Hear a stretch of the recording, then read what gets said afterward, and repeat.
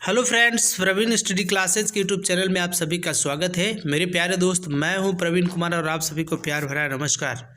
दोस्तों, आज है 28 जनवरी 2021 और 28 जनवरी 2021 के सारे मोस्ट इम्पॉर्टेंट करंट अफेयर्स के क्वेश्चन के बारे में हम लोग डिटेल से चर्चा करेंगे।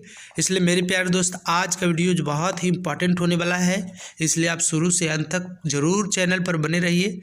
और यदि आप चैनल पर नए हैं तो चैनल को ज़रूर सब्सक्राइब कर लीजिए और बेल आइकन को प्रेस करना ना भूलिए, ताकि कोई भी वीडियो का नोटिफिकेशन आपको आसानी से मिल जाए। और दोस्तों के पास ज़रूर शेयर करें। मेरे प्यारे दोस्त, मैं प्रतिदिन कहता हूं कि जब भी आप करंट अफेयर्स का क्वेश्चन पढ़ना बैठें तो आप कलम कॉपी के साथ बैठें, चूँकि बहुत सारी ऐसी बातें बताई जाती है जो आपके लिए खास इम्पोर्टेंट हो जाता है।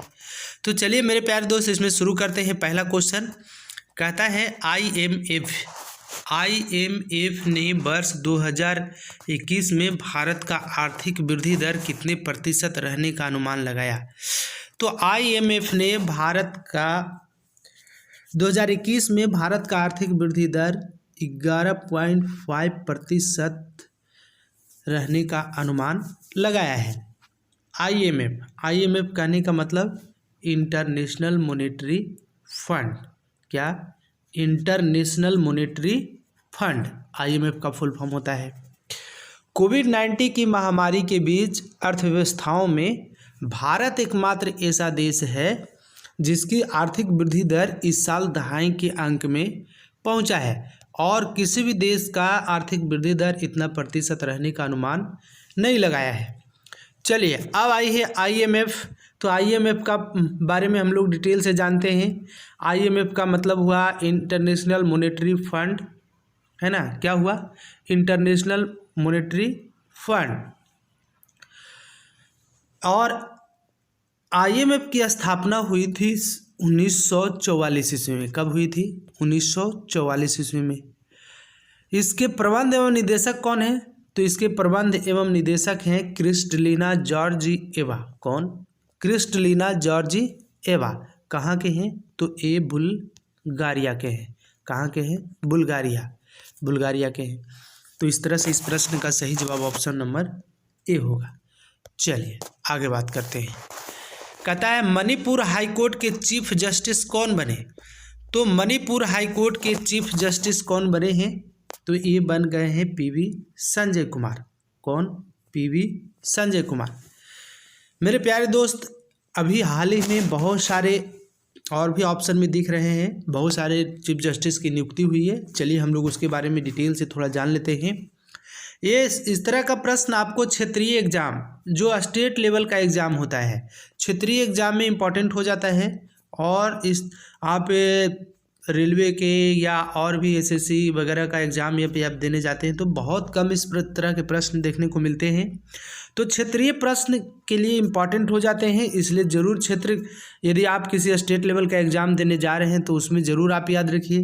जैसे आप यूपी का हैं या बिहार का हैं या राजस्थान का हैं तो आप याद रख सकते हैं, लेकिन कोई ज़रूरी नहीं कि यदि आप एनटीपीसी वगैरह का एग्ज़ाम यदि पूछ दिया तो समझिए कि बहुत ही टफ एग्ज़ाम होने वाला है एनटीपीसी का या ग्रुप डी का, है ना।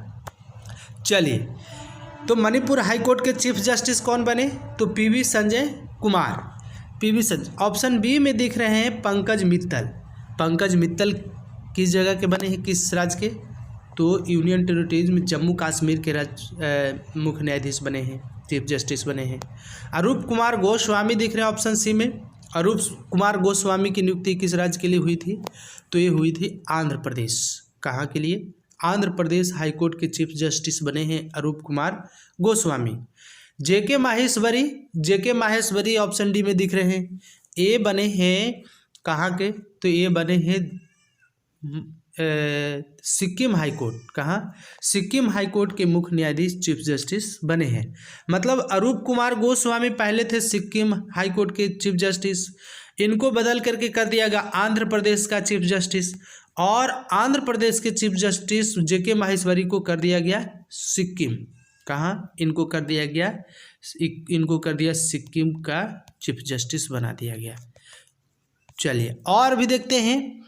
हेमा कोहली की नियुक्ति अभी हाल ही में हुई थी। हेमा कोहली। हेमा कोहली कहाँ के बने? तो तेलंगाना के बने हैं chief justice, Telangana high court के। इसके बाद राघवेंद्र सिंह चौहान। राघवेंद्र सिंह चौहान कहाँ के बने हैं? तो ये बने हैं उत्तराखंड हाई कोर्ट के चीफ जस्टिस, ये भी याद रखिए। और आइए संजीव बनर्जी। संजीव बनर्जी किस हाई कोर्ट के? तो ये बने हैं मद्रास हाई कोर्ट के चीफ जस्टिस बने हैं। कहाँ के? मद्रास हाई कोर्ट के। सुधांशु धूलिया की नियुक्ति हुई है। सुधांशु धूलिया कहाँ के बने हैं? तो ये बने हैं गुवाहाटी। कहाँ के? गुवाहाटी, गुवाहाटी उच्च न्यायालय का चीफ जस्टिस बने हैं। और एस मुरलीधर। एस मुरलीधर किस राज्य का? तो उड़ीसा राज्य का। कहाँ का? उड़ीसा राज्य का चीफ जस्टिस बने हैं। तो इतने सारे चीफ जस्टिस की नियुक्ति हुई है अभी तक, इधर उधर आपको ट्रांसफ़र किए भी गए हैं कुछ लोग। चलिए आज के लिए इतना ही, इसमें आगे बढ़ते हैं। कहता है अंतर्राष्ट्रीय शिक्षा दिवस किस दिन मनाया जाता है? तो अंतर्राष्ट्रीय शिक्षा दिवस किस दिन मनाया जाता है? तो ये मनाया जाता है 24 जनवरी को। किस दिन? 24 जनवरी को अंतर्राष्ट्रीय शिक्षा दिवस मनाया जाता है। चलिए, तो अब हम लोग समझ रहे हैं आप कि जनवरी में जितने भी इम्पोर्टेंट करंट डे आए हैं उसके बारे में हम लोग डिटेल से चर्चा करेंगे। तो 24 जनवरी को 2 दिवस मनाए गए। पहला अंतर्राष्ट्रीय शिक्षा दिवस मान लीजिए, और दूसरा जो मनाया गया है आपको राष्ट्रीय बालिका दिवस। कौन सा दिवस? राष्ट्रीय बालिका दिवस। उस दिन हमने आपको डिटेल से बताया था कि 24 जनवरी 1966 ईस्वी को भारत के पहले महिला प्रधानमंत्री के रूप में शपथ ग्रहण कौन ली थी? श्रीमती इंदिरा गांधी। तो इस प्रकार से भारत की पहली महिला प्रधानमंत्री कौन बनी? श्रीमती इंदिरा गांधी बनी थी। तो उन्हीं के याद में प्रतिवर्ष 24 जनवरी को राष्ट्रीय बालिका दिवस मनाए जाने की घोषणा की गई है ना। कब से? तो 2011 से। तो 24 जनवरी को राष्ट्रीय बालिका दिवस और 24 जनवरी को ही अंतर्राष्ट्रीय शिक्षा दिवस मनाया जाता है। 25 जनवरी आपको ऑप्शन में दिख रहे हैं। 25 जनवरी को क्या मनाया गया? तो चलिए अब हम लोग 25 जनवरी नहीं, एक से हम लोग रिवीजन कर लेते हैं कि 1 जनवरी को सबसे पहले क्या मनाया गया? तो 1 जनवरी को मनाया गया DRDO दिवस। DRDO की स्थापना कब हुई थी? 1958 में। मेरे प्यारे दोस्त, आप प्रतिदिन करंट अफेयर्स के वीडियोज को यदि आप सुन भी लेते हैं तो मेरा वादा है कि आपको किसी भी तरीका कोई भी प्रश्न आपसे मिस नहीं करेगा एग्जामिनेशन हॉल में।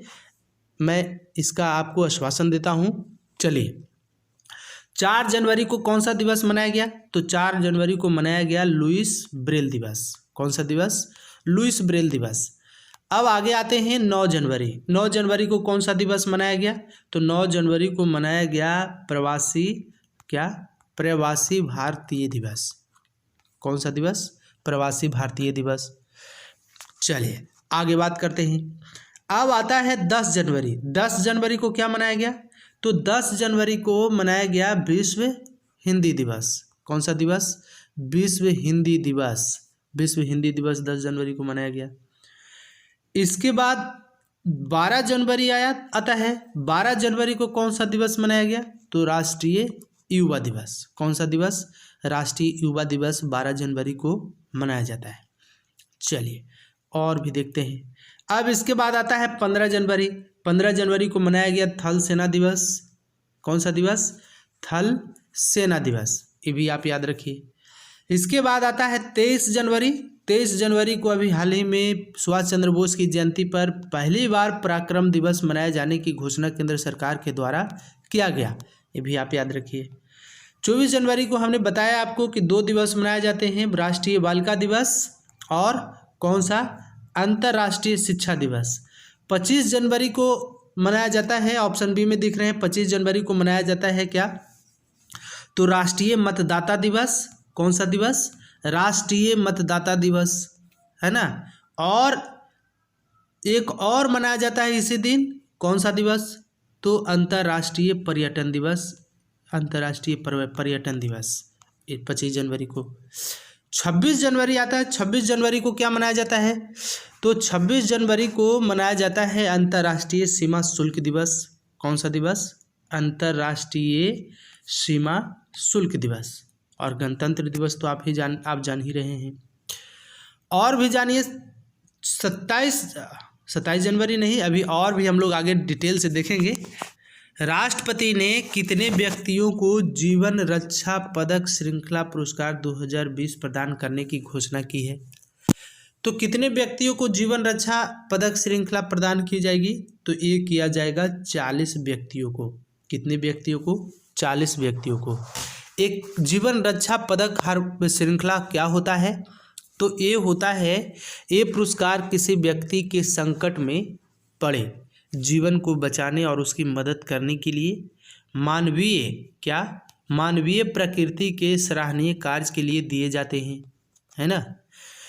इनमें से कौन कौन सा जो होगा रेस्क्यू होगा, कौन कौन से रेस्क्यू में जो अच्छे काम करेंगे, जो लोगों को बचाएंगे, उनके जीवन की रक्षा करेंगे, कौन कौन से रेस्क्यू आएंगे, कौन कौन से बचाव कार्य आएंगे?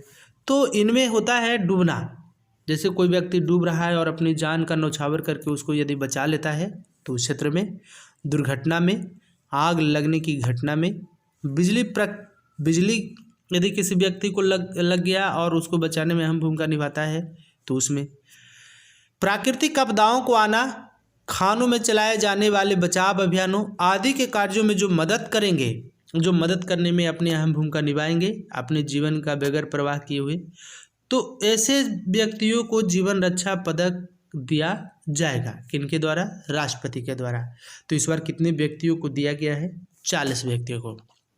चलिए, और भी हमने आपको 26 जनवरी को अभी हाल ही में बताया है कि क्या दिया गया? पद्म पुरस्कार। किनके द्वारा? राष्ट्रपति के द्वारा। कहाँ दिया गया? तो राष्ट्रपति भवन में।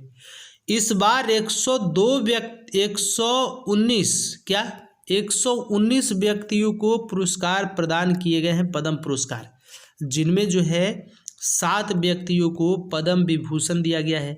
कितने व्यक्तियों को? 7 व्यक्तियों को पद्म विभूषण दिया गया, 10 व्यक्तियों को पद्म भूषण दिया गया और 102 व्यक्ति को पद्म श्री अवार्ड प्रदान किया गया है ना। तो आप इन सारी बात को जरूर याद रखिए। अब जो है 7 व्यक्ति कौन कौन हैं जिनको पद्म विभूषण अवार्ड दिया गया है, ये खासकर इम्पोर्टेंट हो जाते हैं। पद्म भूषण, पद्म विभूषण, इन दोनों के बारे में आप याद रखिए। तो एक बार आप गौर से ध्यान से सुन लीजिए, मैं ऐसा हर बार जरूर करूँगा कि आपको सुनाकर ही याद करा दूँ। चलिए, सबसे पहला आया है शिंजो आबे को दिया गया है। ये जापान के पूर्व प्रधानमंत्री रह चुके हैं, समाज सेवा के, जन सेवा के क्षेत्र में इनको दिया गया है पद्म विभूषण पुरस्कार। अभी जितने भी हम 7 नाम बोलेंगे उस सारे को पद्म विभूषण पुरस्कार ही दिया जाएगा, है ना, दिया गया है, आप जरूर याद रखिए। SP बाला सुब्रमण्यम, इनको मरणोपरांत पोस्थॉमस है ना, मरणोपरांत का इंग्लिश होता है पोस्थॉमस, मरणोपरांत दिया गया है। कला के क्षेत्र में कहाँ से निवास करते हैं? तो ये हैं तमिलनाडु के। कहाँ के हैं? तमिलनाडु के। डॉक्टर बेल्ले मुनप्पा हेगड़े, क्या? डॉक्टर बेल्ले मुनप्पा हेगड़े, इनको चिकित्सा के क्षेत्र में दिया गया है। ये कहाँ के हैं? तो ये भी हैं तमिलनाडु के। इसके बाद आता है नरेंद्र सिंह कपानी, क्या? नरेंद्र सिंह कपानी को विज्ञान और प्रौद्योगिकी के क्षेत्र में दिया गया है पद्म विभूषण पुरस्कार। कहाँ के रहने वाले हैं? तो ये हैं USA, अभी वहाँ की ही नागरिकता ग्रहण कर लिए हैं। ऐसे ये भारतीय मूल के प्रौद्योगिकी हैं। चलिए आगे देखते हैं। मौलाना वहीउद्दीन खान, क्या? मौलाना वहीउद्दीन खान, ये जो हैं इनको किसके लिए दिया गया? तो अध्यात्म के लिए दिया गया है, अध्यात्म के लिए। कहाँ के रहने वाले हैं? तो दिल्ली के। इसके बाद आता है बीबी लाल को दिया गया है पुरातत्व के क्षेत्र में, ये भी दिल्ली के रहने वाले हैं। और अंत में सुदर्शन साहू, कला के क्षेत्र में इनको दिया गया है। कहाँ के रहने वाले हैं? तो उड़ीसा के, उड़ीसा में निवास करते हैं। तो 7 व्यक्तियों को इस बार पद्म विभूषण अवार्ड दिया गया। आगे देखिए, पद्म भूषण अवार्ड किनको किनको दिया गया? तो आप ध्यान से सुनते जाइएगा। पहला कृष्ण नायर शांता कुमारी चित्रा को कला के क्षेत्र में केरल से निवास करती है। तरुण गोगोई, मरणोपरांत इनको पोस्थॉमस। जन सेवा के लिए असम के पूर्व मुख्यमंत्री रह चुके हैं। इनके बाद आता है चंद्रशेखर कंबारा, साहित्य और शिक्षा के क्षेत्र में कर्नाटक के रहने वाले हैं। सुमित्रा महाजन, अभी ओम बिरला वर्तमान में लोकसभा के अध्यक्ष हैं, इनसे पहले वही लोकसभा के अध्यक्ष थी। ओम बिरला मध्य प्रदेश की हैं, जनसेवा के लिए इनको दिया गया है पद्म भूषण पुरस्कार। नृपेंद्र मिश्र, सिविल सर्विसेज के क्षेत्र में, इनको उत्तर प्रदेश के रहने वाले हैं, दिया गया है। और हमारे लोक जनशक्ति पार्टी के संस्थापक स्वर्गीय रामविलास पासवान जी को भी पद्म भूषण पुरस्कार इस बार दिया गया है मरणोपरांत, जनसेवा के लिए, बिहार के रहने वाले हैं। केशुभाई पटेल गुजरात के पूर्व मुख्यमंत्री रह चुके हैं, मरणोपरांत इनको दिया गया है जनसेवा के क्षेत्र में, है ना। आगे देखते हैं, कल्बे सादिक, मरणोपरांत इनको भी दिया गया है, अध्यात्म के क्षेत्र में, यूपी के रहने वाले हैं। और रजनीकांत देवीदास श्राफ, ये हैं व्यापार एवं उद्योग से संबंधित, महाराष्ट्र के रहने वाले हैं। तरलोचन सिंह, इनको जनसेवा के लिए, हरियाणा के रहने वाले हैं। तो इस तरह से सात जो है पद्म विभूषण पुरस्कार और 10 पद्म भूषण पुरस्कार और 102 पद्मश्री अवार्ड इस बार दिया गया है। इस तरह से टोटल 119 अवार्ड इस बार प्रदान किए गए हैं। चलिए आगे बात करते हैं। कहता है, हाल ही में भारतीय फुटबॉल टीम के किस पूर्व गोलकीपर का 44 वर्ष की उम्र में निधन हो गया? तो किनका निधन हो गया? तो ये निधन हो गया है प्रशांत डोरा का। किनका? प्रशांत डोरा का। प्रशांत डोरा हैं कौन? तो अभी गोलकीपर हैं, 44 वर्ष के थे। 1999 में ये थाईलैंड के खिलाफ पहली बार अपने खेल का पदार्पण किए थे। 1997, 98 और 99 में संतोष ट्रॉफी किस खेल से संबंधित है? तो ये फुटबॉल से है। संतोष ट्रॉफी में सर्वश्रेष्ठ गोलकीपर इन्हें आंका गया था। तो इनकी प्रशांत डोरा का निधन हो गया। ये भारतीय टीम के पूर्व गोलकीपर थे, 44 वर्ष के थे। चलिए अब आया है फुटबॉल, तो इसके बारे में हम लोग सारी बातें करेंगे डिटेल से, आप सुनते जाइए, बहुत ही इंपॉर्टेंट होने वाला है। अभी हमने हाल ही में बताया था कि सबसे ज़्यादा गोल करने वाला दुनिया का पहला फुटबॉलर कौन बना? तो क्रिस्टियानो रोनाल्डो। कौन? Cristiano Ronaldo. आप जरूर याद रखिए। 760 गोल, कितना? 760 गोल अब कर चुके हैं। 760 गोल करने वाले जोसेफ बिकान की बराबरी से आगे हो गए हैं। पहले 759 गोल करके इनके बराबरी किए थे, अब उनसे आगे हो गए हैं। चलिए अब फुटबॉल का जन्म कहाँ हुआ था सबसे पहले? तो जान लीजिए, इंग्लैंड में, है ना। 1857 में इंग्लैंड में विश्व का पहला football club Sheffield football club का गठन हुआ। कब? 1857 ईस्वी में।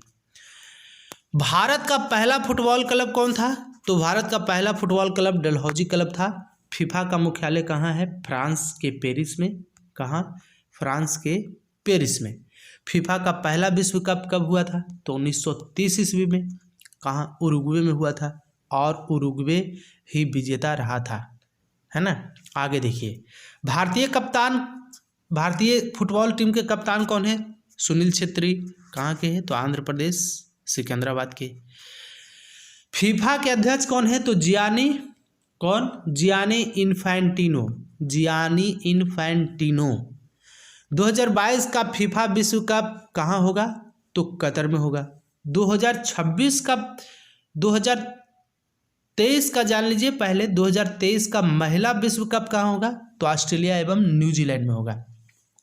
और 2021 में फीफा अंडर 17 महिला विश्व कप कहाँ होने जा रहा है? तो ये होने जा रहा है भारत में। तो इन सारी बात को आप जरूर याद रखिए। 2026 में फीफा वर्ल्ड कप कहाँ होगा? तो ये होगा अमेरिका, मैक्सिको और कनाडा में संयुक्त रूप से। एक बार फिर से रिवीजन कर लीजिए, थोड़ा सा टफ हो जाता है। 2022 में फीफा विश्व कप कहाँ होगा? तो 2022 में फीफा विश्व कप होगा कतर में, है ना। कहाँ होगा? कतर में। इससे पहले 2018 में कहाँ हुआ था? तो रूस में हुआ था। आगे देखिए, 2026 में फीफा विश्व कप कहाँ होगा? तो 2026 में फीफा विश्व कप होगा अमेरिका। कहाँ?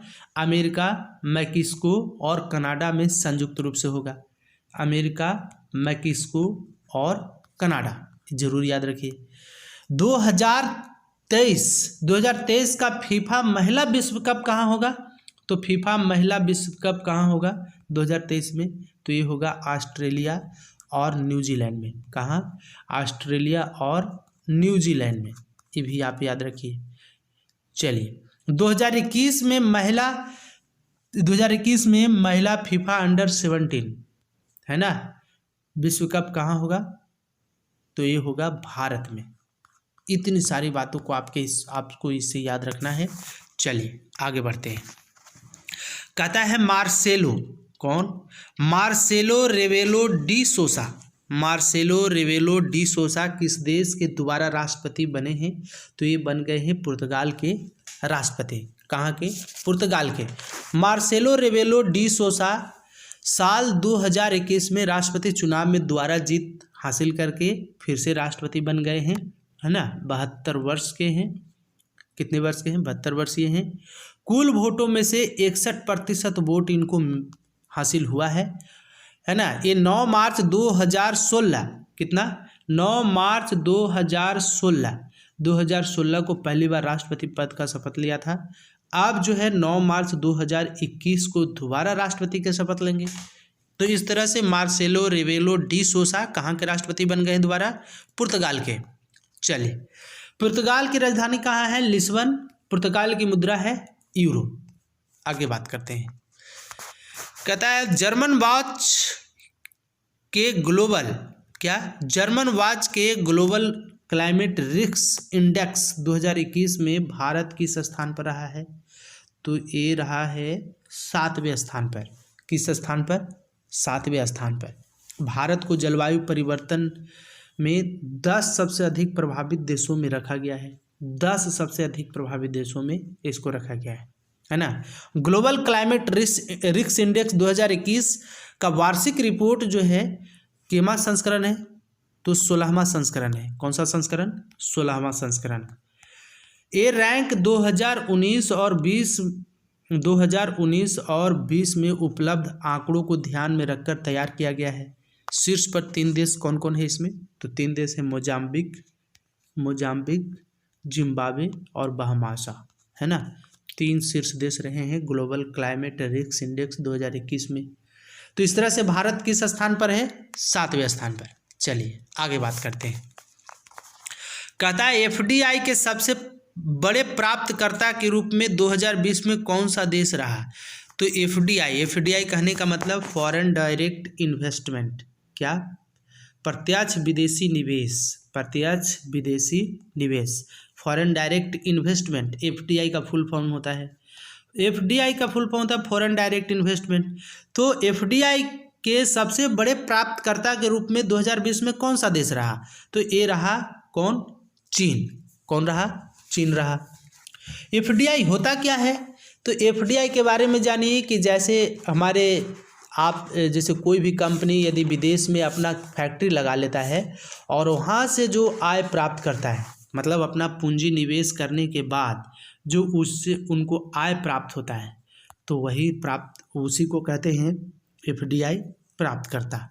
जैसे इंडिया में भी अभी रेडमी है, वीवो है, ओप्पो है ना, कई मोबाइल कंपनियां हैं और भी कई कंपनियां हैं। अभी टेस्ला हाल ही में भारत में लगाने का, एलन मस्क की कंपनी है, भारत में भी अपना व्यापार शुरू करने की घोषणा किया है। तो जो देश विदेश में अपना पूंजी निवेश करके उससे जो लाभ प्राप्त करते हैं तो उसी को एफडीआई प्राप्तकर्ता देश माना जाता है। तो सबसे अधिक अभी प्राप्त करता एफडीआई मतलब विदेशों में निवेश करके सबसे अधिक लाभ कमाने वाला देश कौन बन गया है? तो चीन। कौन बन गया? चीन। दूसरे स्थान पर आ गया है अमेरिका। तो मुझे पूर्ण विश्वास है कि आप इस बात को समझ गए होंगे। चलिए ये जारी कौन किया है? तो ये जारी किया गया है अंकटाड के द्वारा। किसके द्वारा? ये सर्वेक्षण किया गया है किसके द्वारा? ये तैयार किया गया है रिपोर्ट अंकटाड के द्वारा। अंकटाड कहने का मतलब क्या होता है? अंकटाड कहने का मतलब होता है क्या? United Nation Conference on Trade and Development. क्या? United Nation Trade Conference UNCTAD, United Nation Trade Conference on Trade Development. एक बार फिर से सुन लीजिए, कहीं मिस हो रहा है। यूनाइटेड नेशन क्या? United Nations conference on Trade and development के द्वारा जारी एक रिपोर्ट के अनुसार 2020 में चीन जो है एफडीआई का सबसे बड़ा प्राप्तकर्ता देश रहा है। दूसरे स्थान पर कौन रहा? चीन रहा। अंकटाड आया है, तो अंकटाड की स्थापना कब हुई थी? तो 30 दिसंबर 1964 ईस्वी को। कब हुआ? 30 दिसंबर 1964 ईस्वी को। अंकटाड के संस्थापक कौन है? तो संयुक्त राष्ट्र महासभा, यूनाइटेड नेशन जनरल असेंबली। ये क्या है? तो यूएनए के अंग है, यूएनओ का, यूनाइटेड नेशन ऑर्गेनाइजेशन। इसकी स्थापना कब हुई थी? आपको याद करके बताना है। तो 24 अक्टूबर 1945 ईस्वी को इसकी स्थापना हुई थी यूएनए का।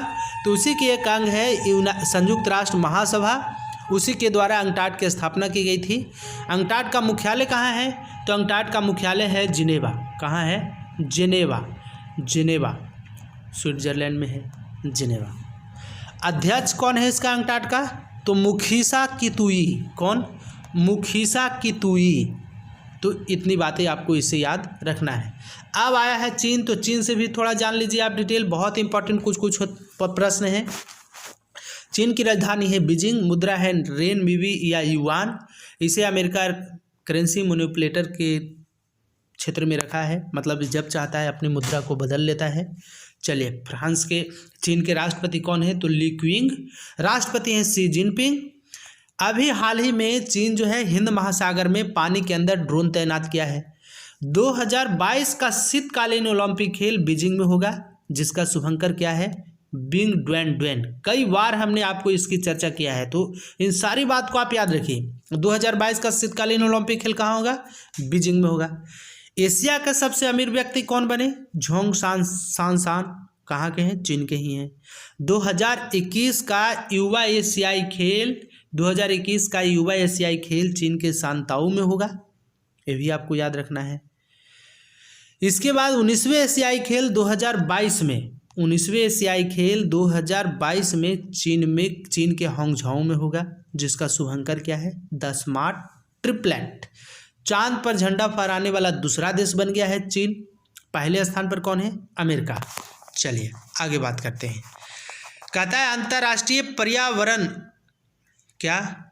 अंतर्राष्ट्रीय, यहाँ कुछ अंतर्राष्ट्रीय प्रलय स्मरण दिवस, पर्यावरण दिवस नहीं, अंतर्राष्ट्रीय प्रलय स्मरण दिवस, ये याद रखिएगा। यहाँ पर्यावरण लिखा गया है, ये भी मनाया जाता है 5 जून को। पर्यावरण दिवस मनाया जाता है 5 जून को। अंतर्राष्ट्रीय प्रलय स्मरण दिवस, इस तरह से आप प्रश्न को सुनिए। अंतर्राष्ट्रीय प्रलय स्मरण दिवस किस दिन मनाया जाता है? तो ये मनाया जाता है 27 जनवरी को। किस जनवरी को? कितनी जनवरी को? तो 27 जनवरी को। क्या? सुन लीजिए, अंतर्राष्ट्रीय प्रलय क्या? अंतर्राष्ट्रीय प्रलय स्मरण दिवस कितनी जनवरी को मनाया जाता है? तो ये मनाया जाता है 27 जनवरी को। क्यों मनाया जाता है 27 जनवरी को? तो द्वितीय विश्व युद्ध के दौरान हुए प्रलय की त्रासदी की वर्षगांठ के लिए 2006 से प्रति वर्ष इसे मनाया जा रहा है 27 जनवरी को, है ना। क्या हुआ था? तो द्वितीय विश्व वर्ल्ड वार के दौरान, सेकंड वर्ल्ड वार के दौरान एक नरसंहार हुआ था, जिसमें जर्मनी के नाजी अपने सहयोगी के साथ मिलकर के 1941 से 45 के बीच यूरोप के यहूदी आबादी के 2 तिहाई के आसपास को लगभग 6 मिलियन, कहिए लगभग 6 मिलियन, कितना? 6 मिलियन मतलब समझ ही रहे हैं आप, 6 मिलियन यूरोपीय यहूदियों की हत्या कर दी थी एक ही बार में, मतलब 1941 से 45 के बीच में। तो इसी के याद में 2006 से प्रतिवर्ष अंतर्राष्ट्रीय प्रलय स्मरण दिवस मनाए जाने की घोषणा हुई। चलिए आगे बात करते हैं, और बाकी सारे इंपॉर्टेंट डेट दिखाई पड़ रहे हैं आपको, हमने डिटेल से चर्चा कर लिया है। चलिए आगे देखते हैं। कहता है कि हाल ही में कहाँ क्या, हाल ही में कहाँ नाव, भी लिखा गया है गलत, नाव, क्या, नाव पुस्तकालय, हाल ही में कहाँ नाव पुस्तकालय की शुरुआत की गई है। तो कहाँ पर हाल ही में नाव पुस्तकालय की शुरुआत की गई है, तो ये किया गया है कोलकाता में। ये है क्या नाव पुस्तकालय, तो इस ऐसे नाव की व्यवस्था की जाएगी जिस पर नाना प्रकार की पुस्तकें रखी जाएगी, है ना, क्या रखी जाएगी, नाना प्रकार की पुस्तकें, जैसे बहुत सारे मतलब नोवेल रहेगा, धार्मिक ग्रंथ रहेंगे और भी कई तरह की किताब रहेंगे, है ना, उसको सजाया जाएगा नाव पर और लोगों को उसी पर बैठा करके 3 घंटे तक के लिए टिकट प्रदान किया जाएगा। 3 घंटे आप नाव पर बैठ करके 3 घंटे तक रह करके किताब को पढ़ सकते हैं, नाव अपना चलता भी रहेगा। और इसमें क्या होगा, तो जो बच्चे होंगे, जो बच्चे किताब पढ़ेंगे उनसे 3 घंटे के लिए 50 रुपया मात्र लिए जाएंगे और जो वयस्क होंगे उनसे 100 रुपये वसूली की जाएगी। तो हाल ही में कहाँ पर नाव पुस्तकालय की शुरुआत की गई है, तो पश्चिम बंगाल सरकार के द्वारा कलकत्ता में ही हुगली नदी है ना, और भारत का सबसे बड़ा डेल्टा सुंदरबन डेल्टा है। अभी हमने पिछले दिनों के करंट अफेयर्स में बताया था कि सुंदरबन के डेल्टा के सुंदरबन के शहद को सुंदरबन के शहद को अभी जीआई टैग प्रदान किया गया है। क्या, जीआई टैग।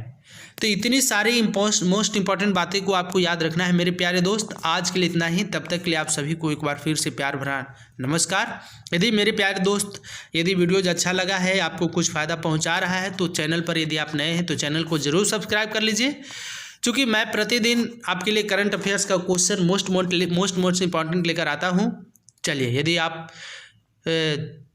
दोस्तों के पास शेयर नहीं किए हैं तो ज़रूर शेयर करते रहिएगा, क्योंकि उससे भी मेरा मोटिवेशन मिलता है। और वीडियो को लाइक नहीं करते, आप देख करके रह जाते हैं, फुल वॉचिंग हो रहा है, लेकिन कोई वीडियोज को लाइक करने में अपनी एक उंगली दबाने में जो है कंजूसी कर रहे हैं। ऐसा नहीं करना है, मैं आपके लाइक से मोटिवेट होता रहता हूं, तो ज़रूर आप लाइक करिए और चैनल पर नहीं तो चैनल को ज़रूर सब्सक्राइब कर लीजिए।